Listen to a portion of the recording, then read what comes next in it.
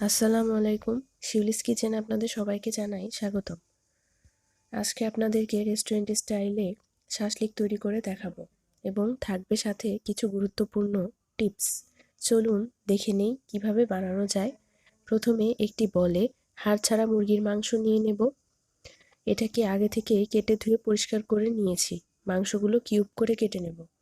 দেখেই বুঝতে পারছেন কিভাবে। কোনোভাবেই মাংসে পানি থাকা যাবে না, এদিকে লক্ষ্য রাখতে হবে। এর মধ্যে এখন দিয়ে দেব একে একে 1 চা চামচ সয়া সস, 1 চা চামচ টমেটো সস, 1 চা চামচ জিরার গুঁড়া, 1 চা চামচ শুকনা মরিচের গুঁড়া,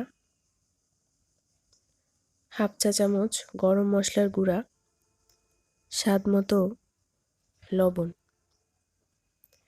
আরও দিয়ে দেব 1 চা চামচ আদা বাটা, 1 চা চামচ রসুন বাটা,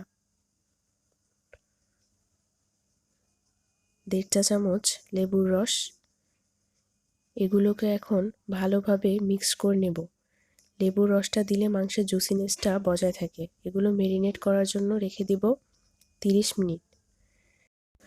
এবার আরেকটা বাটিতে সস বানিয়ে নেব, যার জন্য নিয়ে নেব সয়া সস 1 চামচ, হাফ চামচের একটু বেশি চিনি, 1 চামচ রান্নার রেগুলার তেল আর সামান্য পরিমাণ লবণ।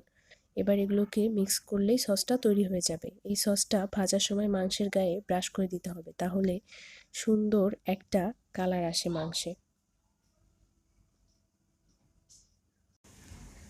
এবার যে কাঠিগুলোতে শাসলিক বানাবো সেগুলো আগে থেকেই 30 মিনিট পানিতে ভিজিয়ে রাখতে হবে, কারণ কাঠিগুলো যাতে ভাজার সময় পুড়ে না যায়।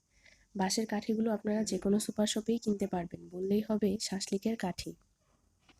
ফিরে এলাম 30 মিনিট পরে। এখানে আগে থেকেই কিউব করে কেটে নিয়েছি টমেটো, ক্যাপসিকাম আর পেঁয়াজ। আপনাদের যেভাবে পছন্দ সেভাবেই কেটে নিতে পারেন, তবে কিউব করে কাটলে দেখতে ভালো লাগে। আমি কাঠিতে 2 পিস ক্যাপসিকাম, 2 পিস পেঁয়াজ, 5 পিস মাংস এবং 1 পিস টমেটো দিয়ে গেঁথে নিয়েছি। আপনারা আপনাদের পছন্দ মতো করে শাসলিক সাজাতে পারেন। শাসলিকটা গাঁথার সময় অবশ্যই চেপে চেপে গেঁথে দেবেন, তা না হলে কাঠি থেকে মাংসগুলো এবং অন্য সবজিগুলো খুলে পড়ে যেতে পারে।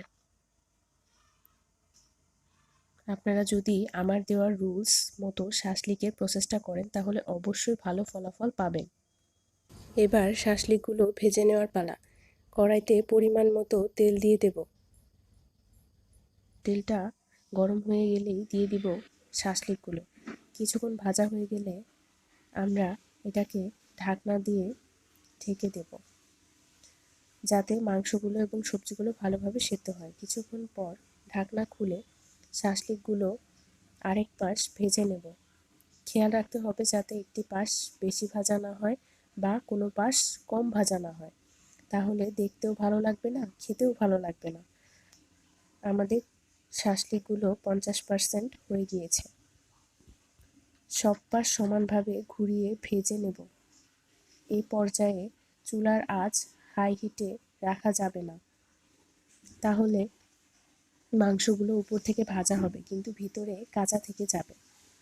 আপনারা যদি ভালো রেজাল্ট পেতে চান তাহলে এভাবেই ভাজবেন। ভালো কালার আসার জন্য শাসলিকগুলোতে দিয়ে দিব আগে থেকে তৈরি করে রাখা সেই সসটা একটি ব্রাশের মাধ্যমে সবগুলো শাসলিকে ব্রাশ করে দিতে হবে, তাহলেই আমাদের পারফেক্ট শাসলিক রান্নার তৈরি হয়ে যাবে। আশা করি আপনাদের কাছে আমার ভিডিওটা ভালো লেগেছে। যদি ভালো লেগে থাকে তাহলে চ্যানেলটা সাবস্ক্রাইব করে দেবেন। বেশি বেশি লাইক, কমেন্ট ও শেয়ার করবেন। সবাই ভালো থাকবেন। আল্লাহ হাফেজ।